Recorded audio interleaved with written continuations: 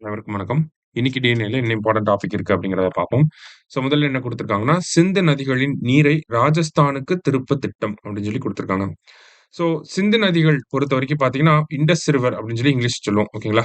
இந்த இண்டஸ் ரிவருக்கு பார்த்தீங்கன்னா, ட்ரிபியூட்டரிஸ்ன்னு சொல்லி ஒரு 5 ரிவர் இருக்கு. மொத்தம் இண்டஸோட சேர்த்து பார்த்தீங்கன்னா 6 ரிவர்.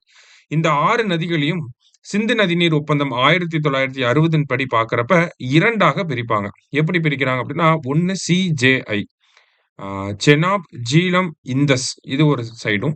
ஆ எஸ்ஆர்பி அப்படின்னு சொல்லி வரும். சத்லஜ், ராவி, பீஸ் அப்படின்னு சொல்லி இந்த நதிகள 3ஆவும் பிரிச்சிருக்காங்க. இது எல்லாமே வெஸ்ட் ஃப்ளோயிங் ரிவர்ஸ். இது எல்லாமே ஈஸ்ட் ஃப்ளோயிங் ரிவர்ஸ் அப்படின்னு சொல்லி வகைப்படுத்தியிருக்காங்க. இந்த வெஸ்ட் ஃப்ளோயிங் ரிவர்ஸ் ஃபுல்லாவே பாகிஸ்தானோட கட்டுப்பாட்டிலயும், ஈஸ்ட் ஃப்ளோயிங் ரிவர்ஸ் எல்லாமே இந்தியாவோட கட்டுப்பாட்டிலயும் இருக்கு. ஓகேங்களா? இதுதான் சிந்து நதிநீர் ஒப்பந்தம். ஓகேங்களா? இண்டஸ் ரிவர் வாட்டர் ட்ரீட்டி 1960ல கையெழுத்தான அதனுடைய சாராம்சம். சரிங்களா? இப்ப சமீபத்துல வந்து பார்த்தீங்கன்னா, காஷ்மீருடைய பாகல்காம் அப்படிங்கிற பகுதியில பாகிஸ்தானுடைய தீவிரவாதிகள் வந்து தாக்குதல் நடத்தியிருப்பாங்க. இதனுடைய எதிரொலியாக நம்ம இந்திய அரசாங்கம் என்ன பண்ணியிருப்பாங்கன்னா, சிந்து நதிநீர் ஒப்பந்தத்த வந்து நிறுத்தி வச்சிருக்காங்க. ஓகேங்களா? சஸ்பெண்ட் பண்ணியிருக்காங்க. ஏன் அப்படின்னு பார்த்தீங்கன்னா, அந்த ஒப்பந்தத்த சஸ்பெண்ட் பண்றது மூலியமா பாகிஸ்தானுக்கு நம்ம தண்ணி தரக்கூடிய அந்த ஒரு கட்டாயம் ஆ தவிர்க்கப்படுது. பாகிஸ்தானுக்கு தண்ணிய வந்து நம்ம நிறுத்தி வச்சுட்டோம். சரிங்களா? இதனால என்ன ஆகுது அப்படின்னு பார்த்தீங்கன்னா, இப்ப உபரி நீர் அப்படிங்கிறது அதிகமா இருக்கு. இந்த நீர பயன்படுத்துறதுக்கான திட்டம் அப்படிங்கிறது தீட்டப்பட்டிருக்கு. அதுதான் சிந்து நதிகளின் நீரை ராஜஸ்தானுக்கு திருப்ப திட்டம் அப்படிங்கிறத சொல்லியிருக்காங்க. சரியா?